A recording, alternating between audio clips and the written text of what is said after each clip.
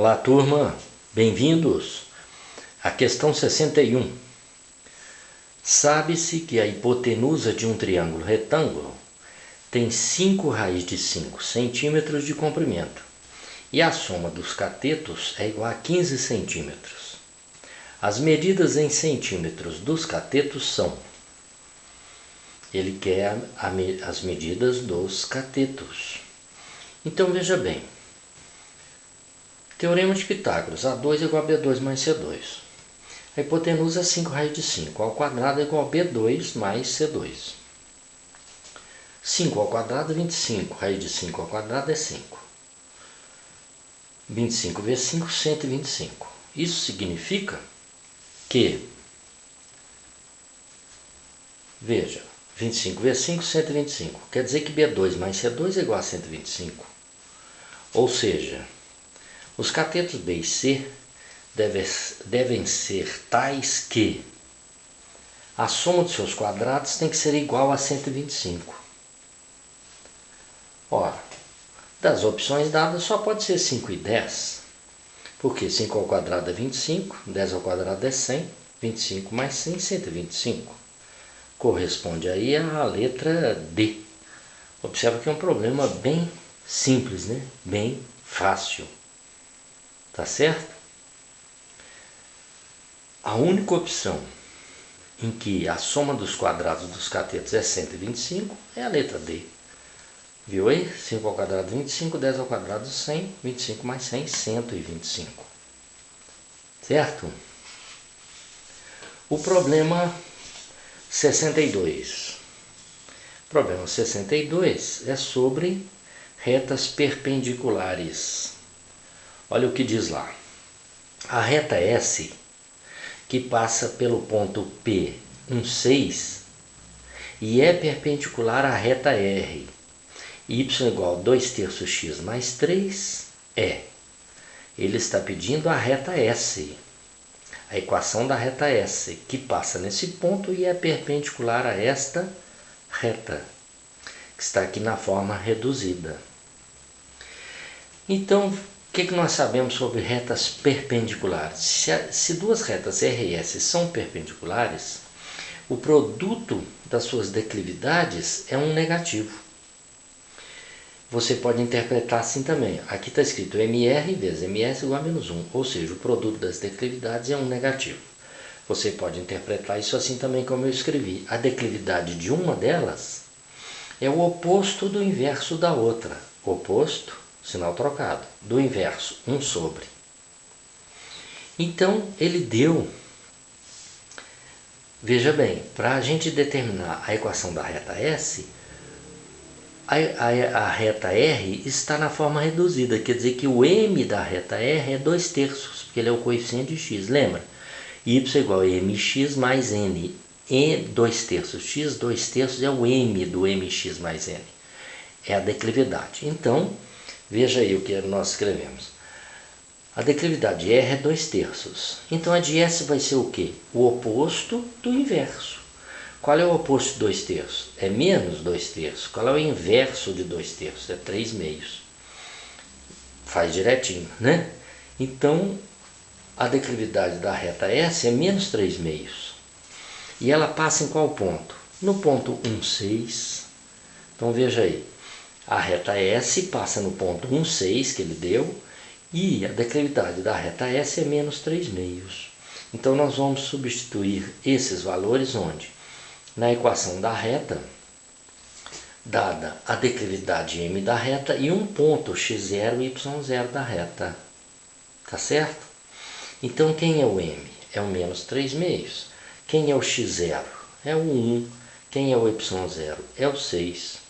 Então vai ficar assim, ó, substituindo, né? Vai ficar y menos y0. Quem é ele?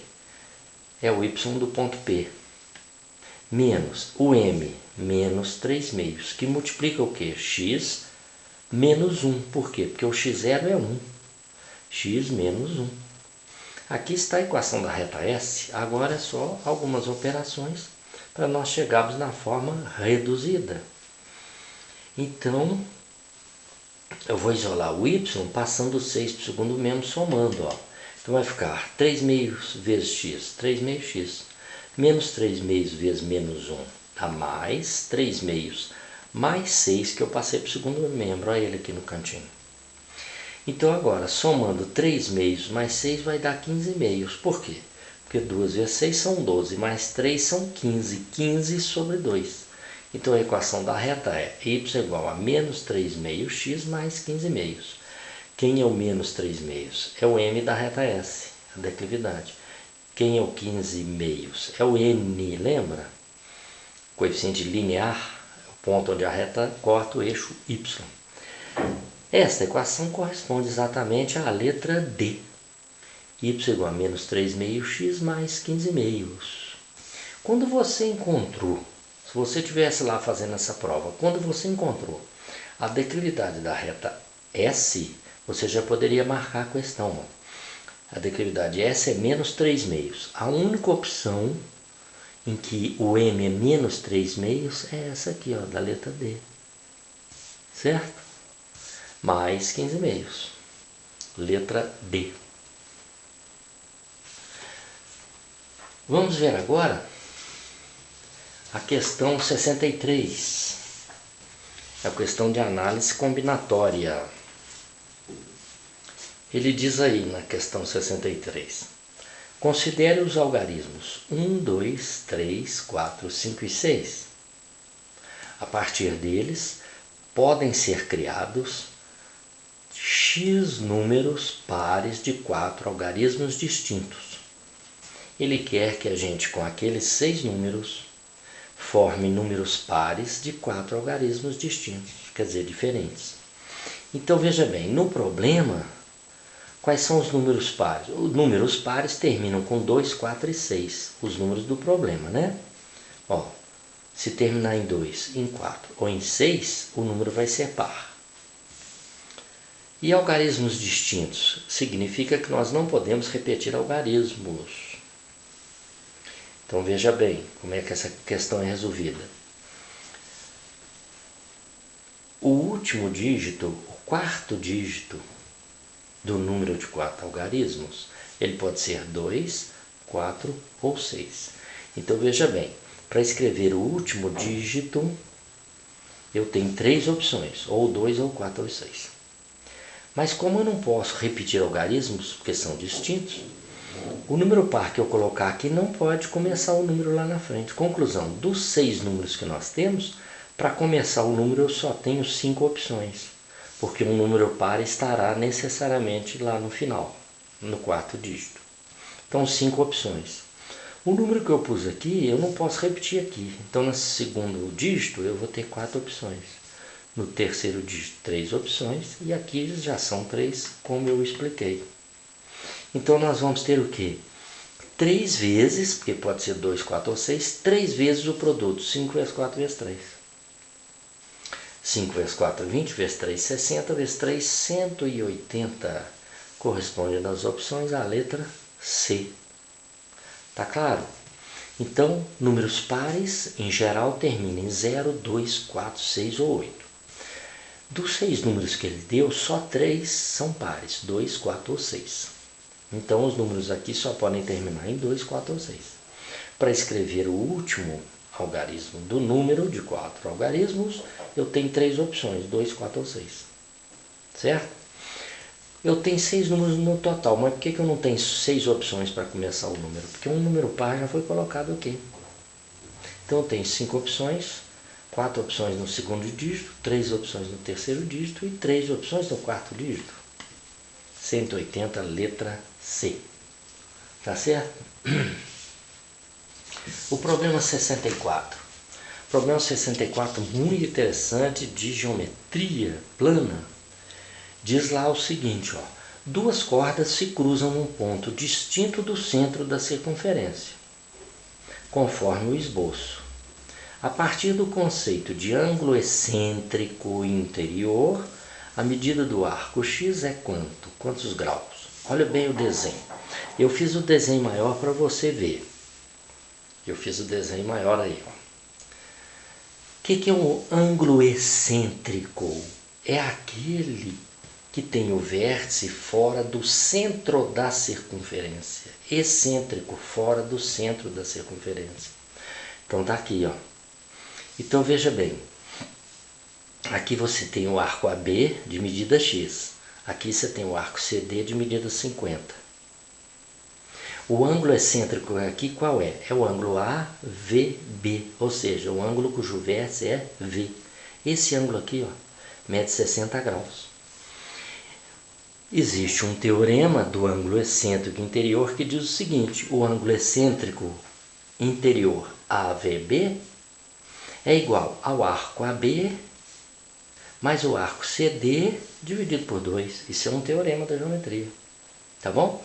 Então o ângulo excêntrico interior é a medida desses dois arcos que ele determina. Tá vendo?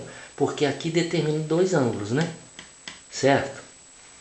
Ó, esse e esse arco e esse arco.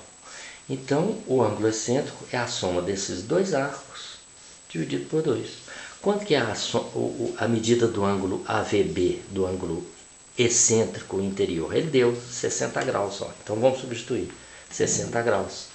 O arco AB mede X, mais o arco CD mede 50, dividido por 2.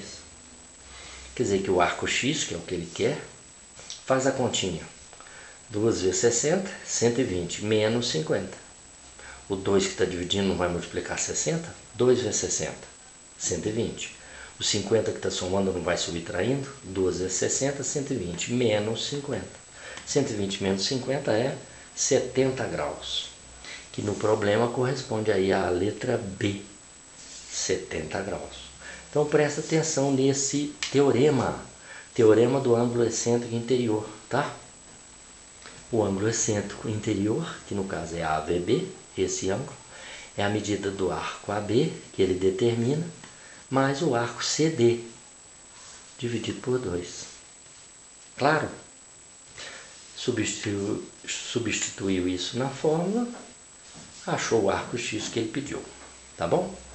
Então, pessoal, estão aí mais 4 questões da prova de sargentos B2 2016 da Escola de Especialistas. Estuda bastante. Essa aí é uma questão de geometria plana.